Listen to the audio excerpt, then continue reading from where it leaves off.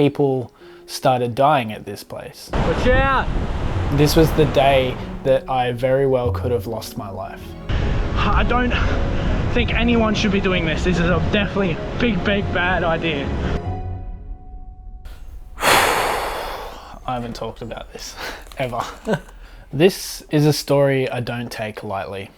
It's a story about how a young and confused male, myself, decided to work with nature.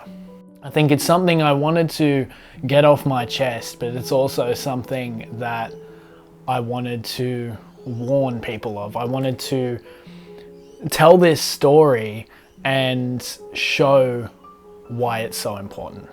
It's one of those spots that quickly got shut down.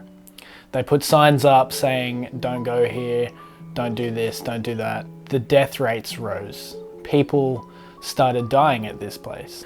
So this is my story about how I survived the pink caves at high tide.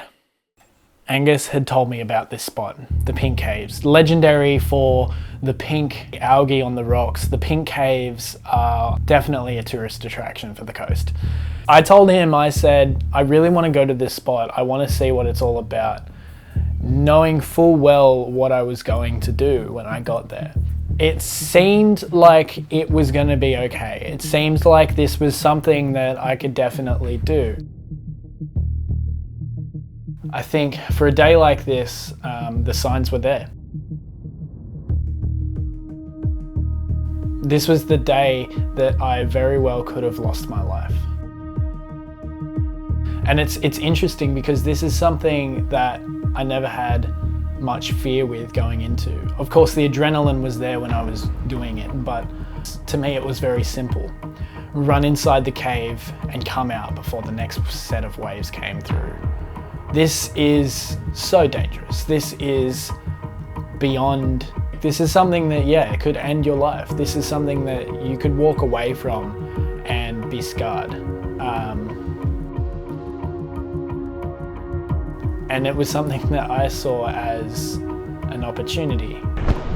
I think that was just definitely a very lucky opportunity. And I'm glad that I made it out without getting wiped out by the waves. Well, now I realize that it was an opportunity for death. I had no experience with caves and the ocean tides. I had no experience with what I was about to do, yet I still did it. I did it because I was like, oh, wouldn't it be cool if I could go in one way and come out the other before another wave came in and killed me. Angus kept telling me, he kept saying, I don't think you should go in there. It's high tide.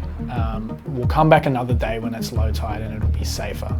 I don't think today is the right day. You really shouldn't do that.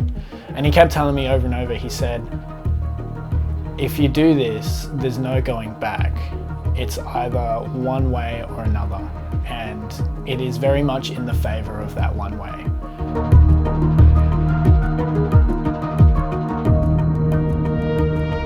I just ignored him.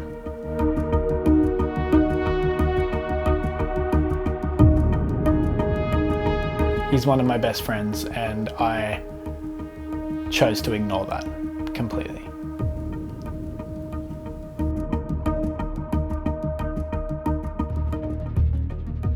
I turned on the GoPro and I decided when the time is right, I'm just going to do it. I'm going to go in. I was scaling up the side of the walls to get to the start of where I was going, and the waves were just coming up, hitting my ankles. Everything happened sort of so fast. I just decided, well, I gotta go now, and I ran, and then I saw a massive wave set coming through. And when I saw that wave set, Angus said, "Watch out!" And I didn't hear him. He was too far away. I didn't hear him. But I realized it was too late to keep running. So I decided to stay on this rock and plant myself there, with all fours, hoping to God that I wouldn't get swept off.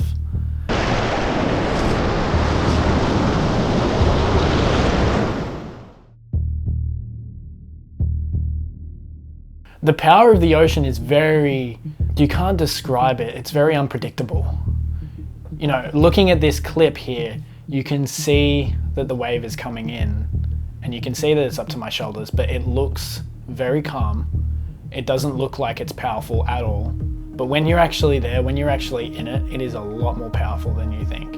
A lot of surfers can relate to this because they see something and go, okay, cool, that'll be all right. But when they're actually in it, it's like, I didn't expect that to happen. They say that a lot. Surfers say that a lot. I didn't expect it to be so strong. The power of the ocean is something that you can't ignore, especially when you've had your best friend trying to tell you that it's too much. Luckily, I didn't get swept away. I stayed on the rock. The wave came out and I was like, thank God. I used that opportunity to stand up, run into the cave and run out the other side. I haven't run so fast in my life before. It was the most adrenaline I had felt in a long time, especially, I mean, I put it above skydiving. It was that. It was a feeling like no other. When I came out the other side, I was just relieved. And I think Angus was too, but I was just honestly relieved that I was okay. Holy shit! I think in that moment I was just running for my life, which isn't something I recommend. Do not do something like that. That is really dumb. That was really dumb. The lesson that I'm trying to teach today is you can't mess with the ocean, especially when you have no experience with it. But just in general, you shouldn't mess with what it's capable of.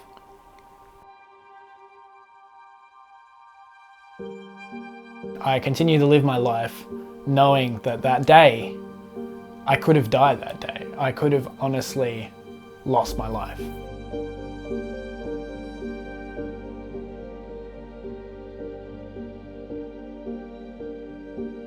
It's definitely a big deal. It's definitely a big deal.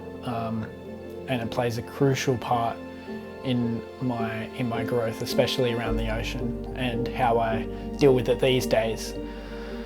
So, yeah, I'm happy I'm okay. I'm happy I'm okay, and I'm happy I'm sitting here to tell this story. That's the biggest thing. Sitting here and being able to tell this story to you guys is huge. It's huge.